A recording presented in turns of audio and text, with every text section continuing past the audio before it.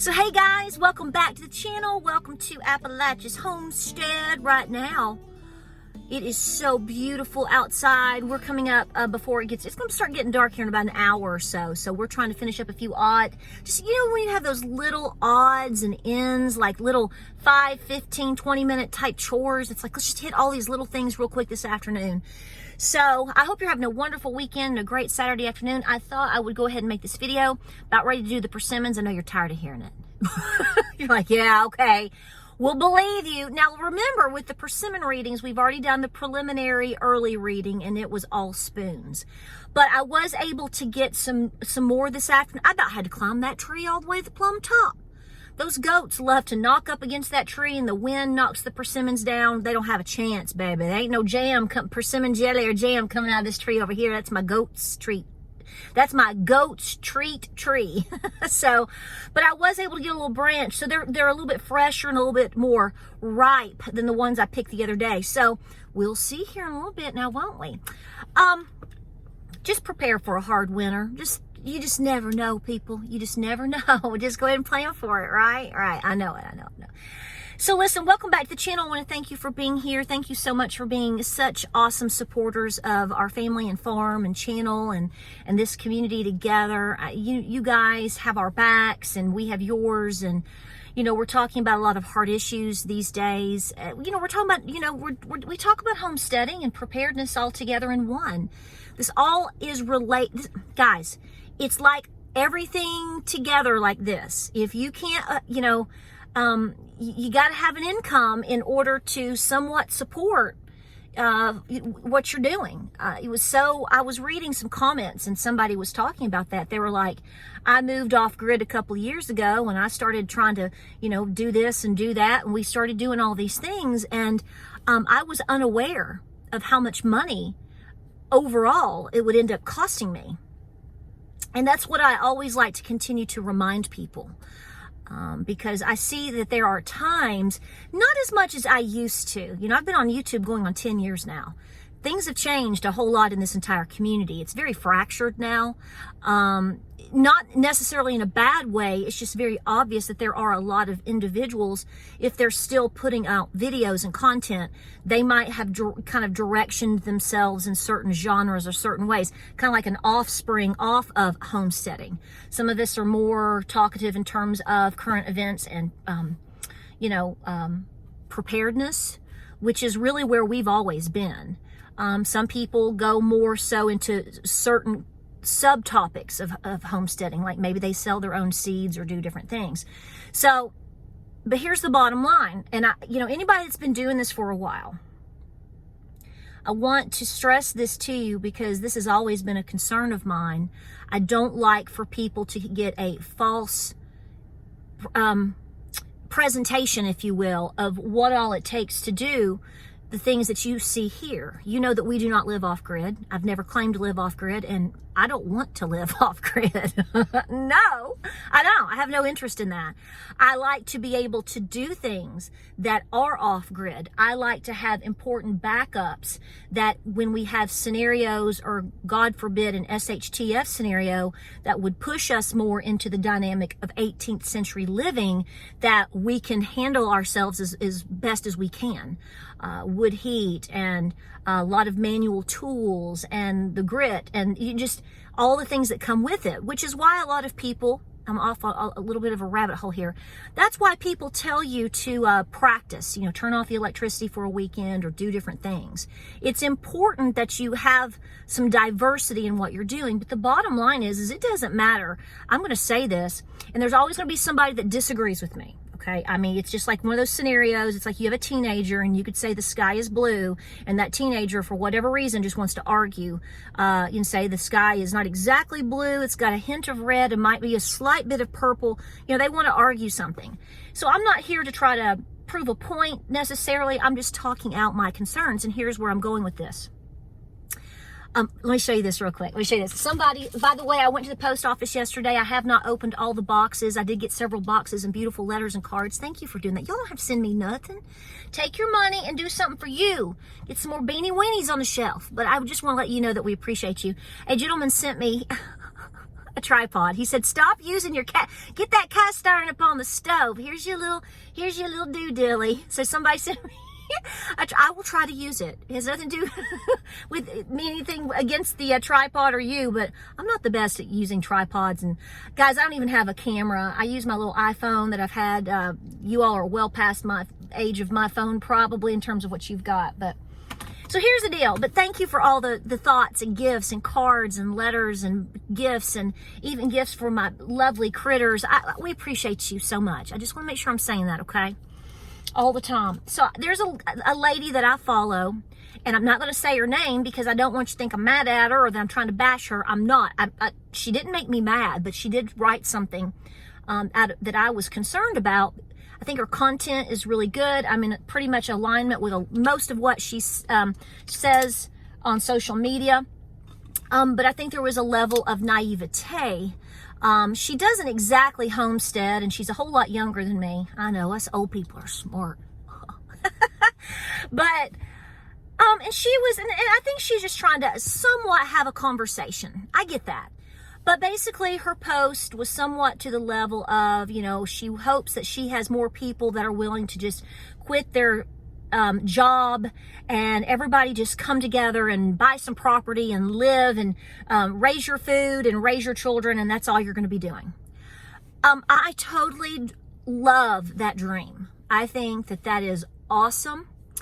But I think there's a whole lot of context missing in that. So this is why I don't talk like this, because unfortunately there's a lot of people that take those things very seriously because it sounds so utopian and wonderful. And I'm letting you know that it's not. That's right. I have just come to pee in your Cheerios right now. That's right. That GMO cereal you're eating, I just right on top of it.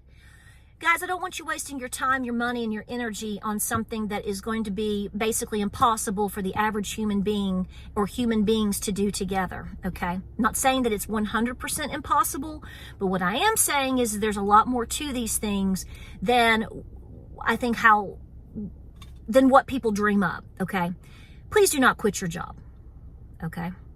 Do not do it. This is actually probably... Now, there's always, there's always an exception to something that I say. I get that, okay? If you are a self-made millionaire or you just won the lottery and, you know, you've got about, you know, say 10, 12 million bucks in the bank and you're tired.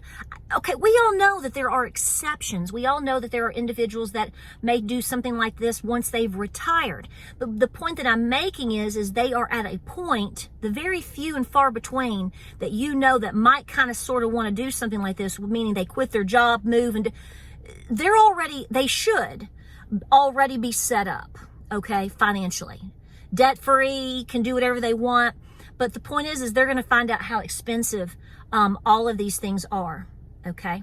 It's not impossible, but things are very expensive. And I'm always concerned that people think that they can just quit their jobs and move off and do all these things. No, really, honestly, if you're interested in homesteading and having more of an agrarian lifestyle, my advice, Patera only, I think, and James too, our advice is going to be, number one, start doing a lot of these things while you still have a job. Because your workload is actually not going to lessen, believe it or not. I mean, it's Saturday and we've been home all day and we work every single day. There is no day off. There may be a day that we took off yesterday afternoon. We took Gabriel to see Killer of the Flower Moon.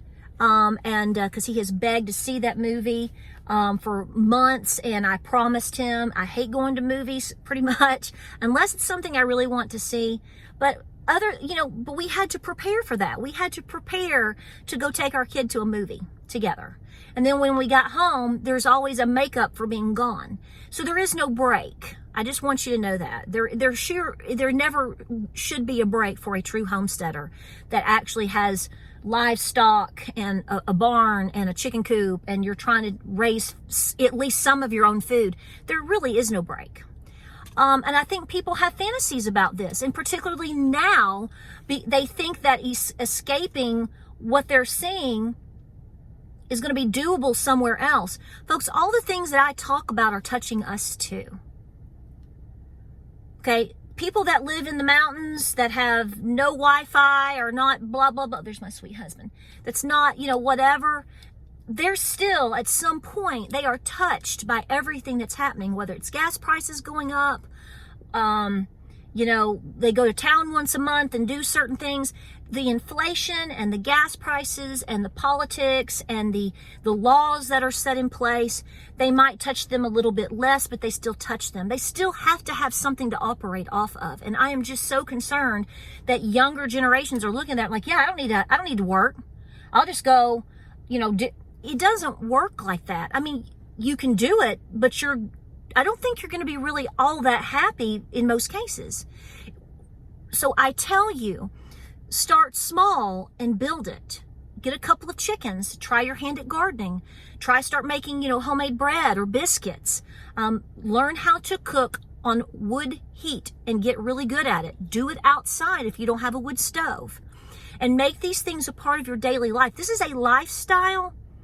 It's not just a choice. And it costs money. I know you don't like to hear that, but it costs money. You may be really frugal and find ways to find things and fix things and make it so much more affordable for you. Well, you're one in a million, and we love people like you, but most people are not in that category. You are a teacher, so take advantage of that in terms of, teaching yourself further and further, but also expand on that and teach all these other people as well. But the point that I'm making here is, I think people see YouTube videos and see things on Instagram and they dream, and that's wonderful. But the reality is you need an income. Okay?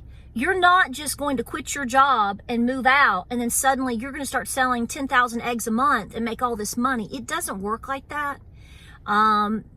In 99.99 to infinity cases, it just doesn't work like that. Now, like I said, if you are independently wealthy and you've been doing this for a while and you're ready to jump, that's different. But I just read that and I was like, please don't encourage people to quit their jobs right now. That is the worst thing, for my opinion. I think it's the worst advice to give or to take. I try to get people to change their perspective on their job. Don't look at it as the ball and chain that you have to go to. Look at it as, I have a job today. I have a job to do today. I'm tired. I don't like my boss. But you know what? I've got a job today. I can hopefully still maintain what I'm doing. Look at it as a means to an end, because, guys, like I told you in yesterday's video, I believe we're in a depression. I do. I really do. I think most of you do too. And at some point, I think we're in some sort of lagging period in terms of all the things that we've been seeing financially. And so therefore, I feel like whether it's tomorrow or in January, I don't know. I think there's going to be a day or a week where there's a lot of events. We're just going to wake up and it's like we just got hit by a bus. A lot of people are getting laid off. So this is what I'm saying. If you have a job, it doesn't mean you can't work on your homesteading, agrarian lifestyle, even if you want to go off grid, whatever you want to do. I'm not telling you to give that up. I'm telling you to work on it as you continue to keep your stability going. And I'm going to tell you right now, even when you go and you do it, you're going to have some sort of income. And the unfortunate thing is a lot of people, from what I can see, a lot of people that are into crafts and selling their own goods, it's tough right now. It's tough to sell your eggs. It's tough to sell your soaps, because the price, we're almost priced out. So this is why not everybody everywhere, I get it, but in a lot of cases, a lot of people are just priced out, and they're doing good to cover their cost. They're doing good to cover their time and their cost. When I sell eggs, I'm backwards. I'm just telling you right now. When I sell eggs, and all of my beautiful eggs and all of that, I go backwards. To me, some money is better than no money to help pay for my cost of my feed. It used to cover everything. It doesn't do that anymore. It just doesn't. This is why I'm saying don't be naive about it. So if you have a job, or you're looking at retiring, but you in your gut, you might want to hang on at least another 6 months to a year. I'm really telling you to pray on it and to reflect on that and to think it over before you jump and make any sudden decisions. Because I think you're gonna, most of us would find ourselves really quickly in a big pickle.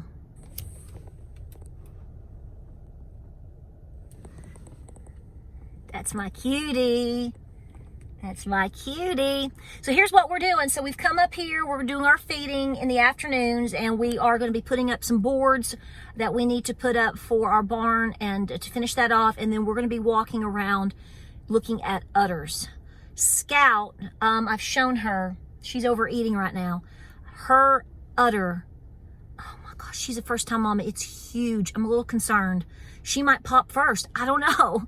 So we're trying to get everything set up, and we're pretty much there. I mean, you know, we're kind of like, okay, bring on the babies. So we'll see. But guys, I wanted to drop this video off for you this afternoon, let you know I'm praying for you and thinking about you. And I don't say these things to pop somebody's dreams and to make you feel like you can't do things, because you can. I just want you to be smart about how you go about it. I don't want you bankrupt.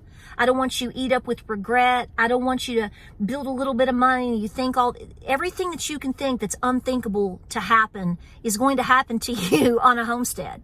And it could happen in the first month, it could happen in the first year, but I don't want you going backwards. Okay? I just don't want that for anybody. It's the last place you need to be right now. Okay? And especially with the prices of and the hardships right now of selling and buying homes or land and all the things that are going on right now.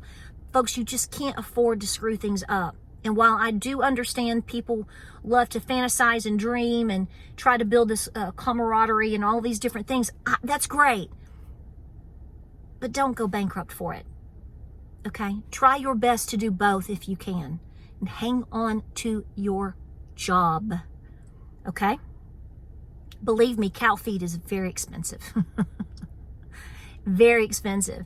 And anybody telling you that they are just putting all of their cows out onto grass-fed pastures, well, that's great, but they've got a whole lot more than probably most of us can afford.